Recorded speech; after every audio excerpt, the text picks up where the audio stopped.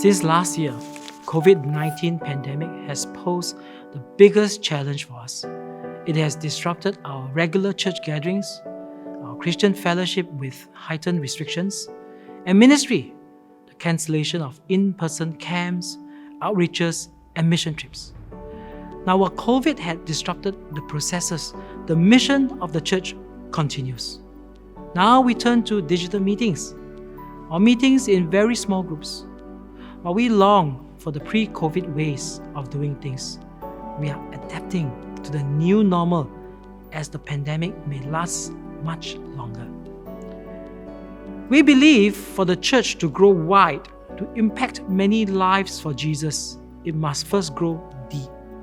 To grow deep, each of us should walk intimately with the Lord through regular word, prayer, service, and acts of faith. To grow deep, each of us can come together to support each other in our discipleship journey. Even in a pandemic, we can purpose to belong to a disciple group, to be disciples making disciples, to grow and go, to go and grow. As disciples of Christ, what are we encouraged to do? Jesus calls us to love God and love one another.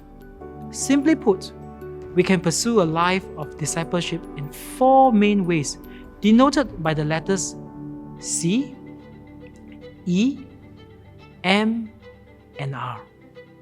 C for connect, E for equip, M for mentor, R for release. It is important for us to connect. We connect to Christ, just like the branches must connect to Jesus, the vine, to bear fruit. Jesus gives us life. He is our anchor of hope. We love to connect with Christ through worship, through prayer, responding to His word, and delighting in Him. We connect to the church by loving and serving one another. No believer is meant to walk alone, but in community. God is our Father, and we are brothers and sisters. We join disciple groups to experience the Christian family. Together we grow in our life and faith.